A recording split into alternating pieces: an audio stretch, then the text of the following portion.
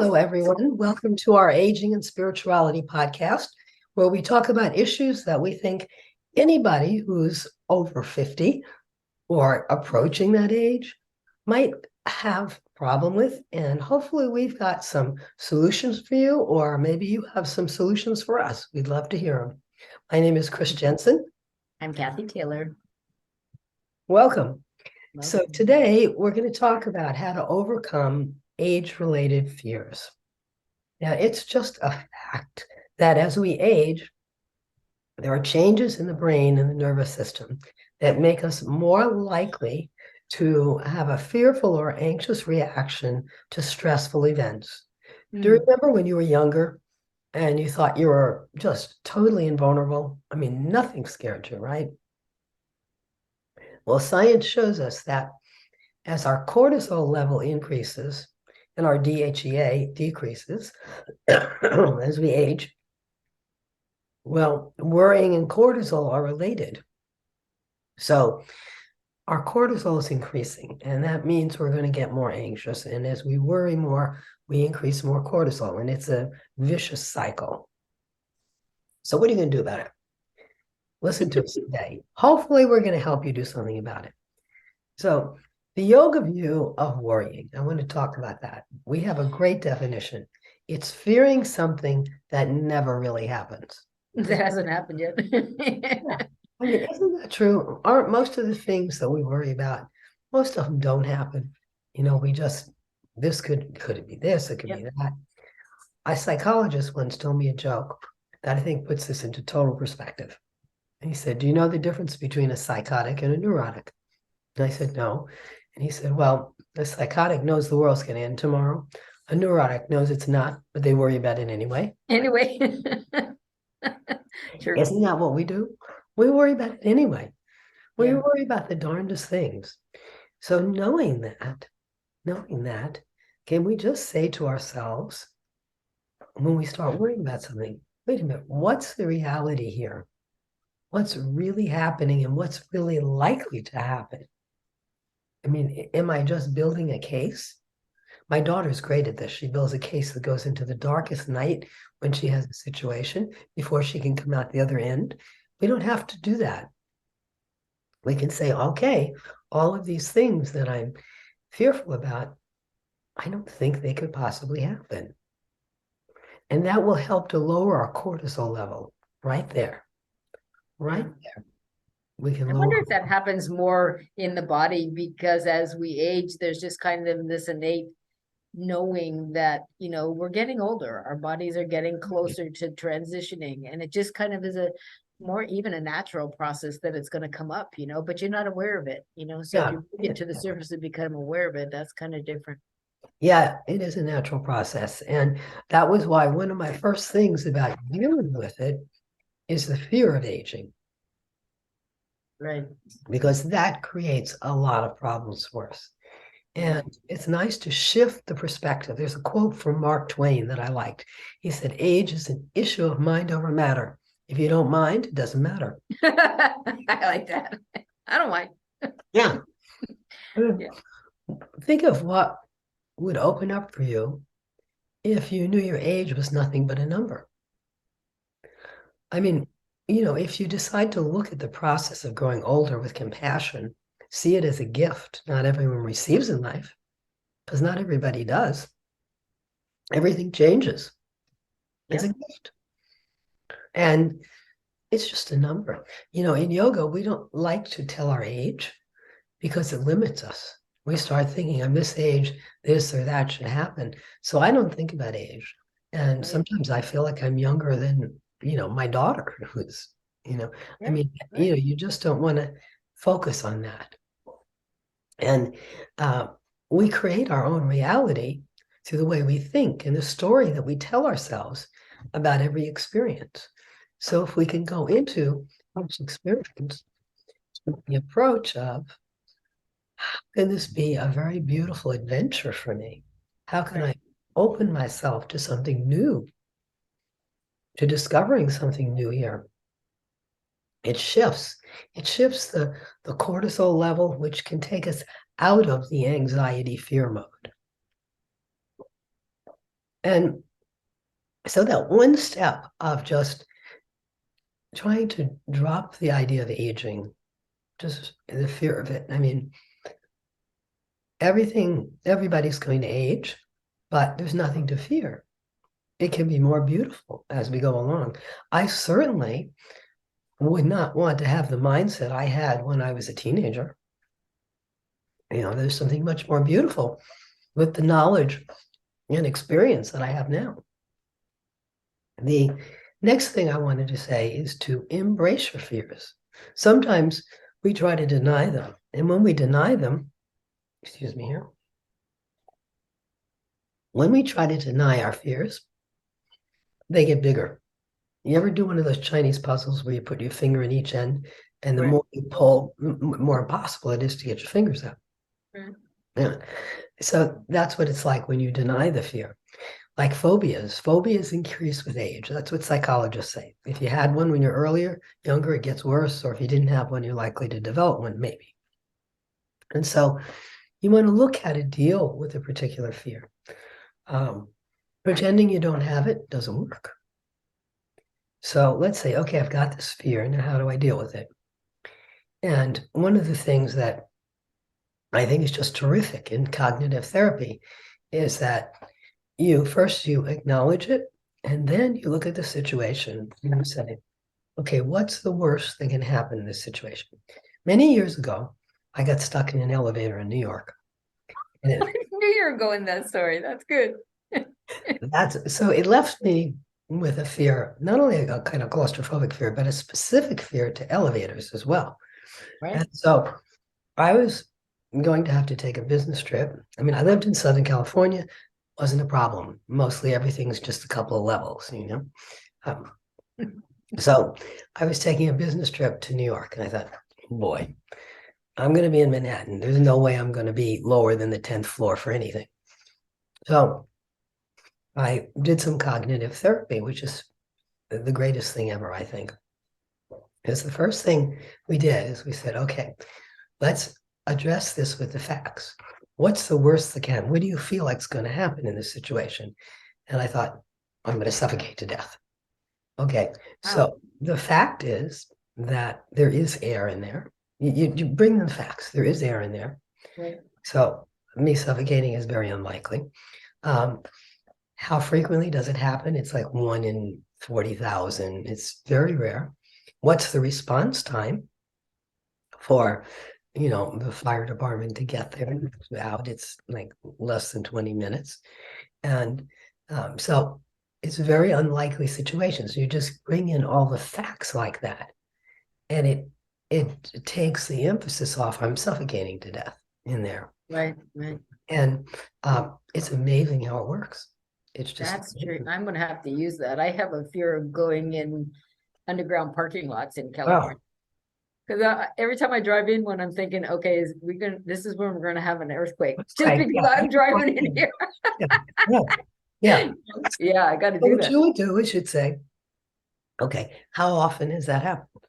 Yeah, How likely is it to happen?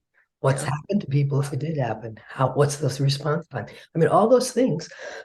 When you look at all the facts, it's not very likely. So yeah. I tried to go on my business trip and I was fine. I, in fact, went on a business trip to India where things are Yeah. not as great, but I was fine. I was fine. Wow, good I for was fine you. and it was there. That's great. Only because I use this process.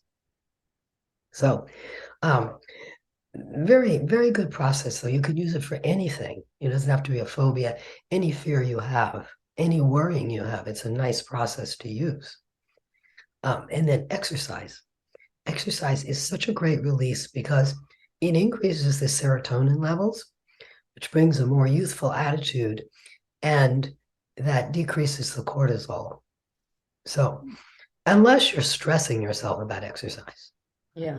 don't push yourself. Don't try to think you have to achieve something.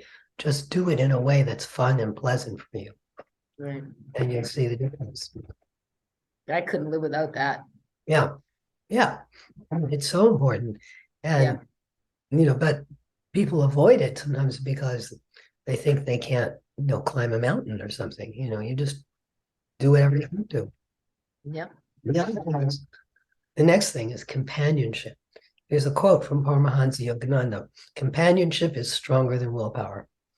So try to spend time with and surround yourself with as much as possible with people who have positive attitudes, people who are not thinking about all the negative things in the world, like, oh, the government's terrible, war's coming, everything's going to end, those kind of people. You want to try to be around people who are more uplifting, more positive. It makes a difference. Can I ask you a question on that one? Yeah. Sometimes I get to ask this question and I'm not always sure how to answer it, and that is, what is our quote unquote duty in terms of responsibility when it comes to paying attention in with what's going on in the world versus, being in a yogic, loving, centered space all the time and just knowing that that stuff is happening, but why give it any attention? Well, there's another quote from Paramahansa Yogananda. He used to watch the news every day, and he would send love and prayers to all those situations. Okay, well, that's one way to deal with it. That's a way of dealing with it. What you don't want to do is get into a tizzy about it. Right. Oh my God, this is awful. This is terrible. Get afraid. Yeah. You do what you can. Maybe you volunteer for something. Maybe you send money to something. Maybe you get a friend out to vote. But what he did, I think, is a very beautiful thing. He sent love and prayers out to every situation. Right. Yeah, that actually helps because, I do pay attention to the news because I have this very protective kind of, warrior instinct. If something bad's happening, I need to know. It's kind of like my mama, bear kind of. Yeah. I need to know if something's going to happen to me and my family kind of thing. I need to be, aware and conscious of that. But at the same time, I know over this last 4 or 5 years now, at first I did get affected by the news and everything that was going on and the, great upheaval that was going on in our country. And now I can look at it with complete equanimity and just be sending love in a way that, I want it to be like a holistic kind of one, we'll get through this, Right. positive kind of attitude. Like, yeah, we're going through a big transformation. Right. Yeah, there's a lot happening in the world. Yeah, I don't freaking understand it all. And I sure as heck don't have all the answers to it, And if I felt called to do something, I would go ahead and do it. But in the meantime, I'm going to be the most loving, centered, and spirit person that I could possibly manage. Yeah, that's the thing. You want to do it from a centered place. Right. Not a fearful place. Right. It makes a difference. It will help the world and it'll help you. Right. Try learning new things. That's another issue that gives more elasticity to the brain, opens us up to new possibilities. It lowers cortisol and decreases fear. So any new thing you learn. I mean, my mother-in-law is 96 years old and she wanted a laptop. So I took her to buy one. She'd used a PC. She said, you use that Mac. I like that. So I took her out. She bought a Mac. I showed her how to use it. And, she's using it. Doing it. Yeah. I think that's part of why she's 96 years old and she's still sharp and she still drives because, learning new things. She was open to learning new things. Don't let anything stop you. Yeah. And, there are some yoga things you can do, which are great. In the moment, anxiety and fear do pop up. One is the box breath. And this one, I think I've shared it before, but it's so fabulous. It's a yoga pranayama that's been around for centuries. But the Navy SEALs use it. They're taught when they're in a very difficult situation and they don't know what to do this breath practice. And it's great. It's very simple. You inhale, let's say you inhale for 5. Count of 5, you hold your breath for the same count, and you exhale through your nose for the same count, and then you hold your breath out. So it's like this: inhale 5, hold your breath 5, exhale 5, hold the breath out 5. You can do 4. The SEALs do 4. Yogis like to do more, but you can do 4, you can do 5, you can do 6. It's just that it has to be even. And what that does, it just takes the cortisol level right down. It just gets you right, really centered. That's why they have the Navy SEALs do it when they're in a very difficult situation and they don't know what to do. But, you know, that's what it does. It helps us. So let's try that. We'll do it 3 times. How about that? And do it 4 or 5. So inhale, 4 or 5, hold your breath, 4 or 5. Exhale the same count. Hold the breath out. And then do 2 more at your own rate.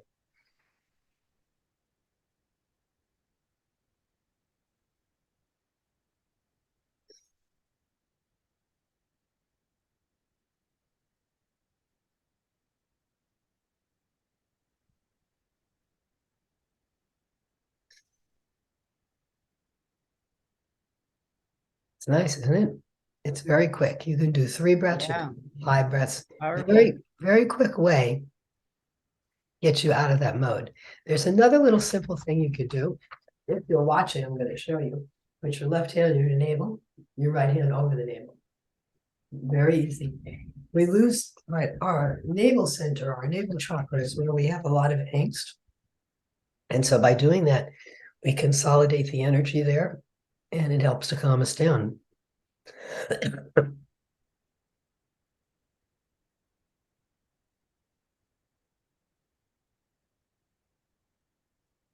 You can do this lying down, sitting, however you like, but do it for a few minutes and you'll see a difference. Do it for a few minutes every day. Yeah, it's You'll peaceful. find, yeah, you'll find it's peaceful. Again, it brings the cortisol level down. So I hope these things help you and help you to open up to a more open, courageous time as we age. It can be beautiful, you know. Absolutely. Yeah, just remember it's a choice. You can be in love or you can be in fear. Yes, Which one do you want? right. Don't worry, be happy. Choose love, choose love. Choose love and don't worry. Yeah, exactly. Thank you so much for joining us and send us any questions. We'll look forward to seeing you soon. Yeah, hopefully we see you next week and Chris won't be having a cold. Yes. See ya. Bye. Bye.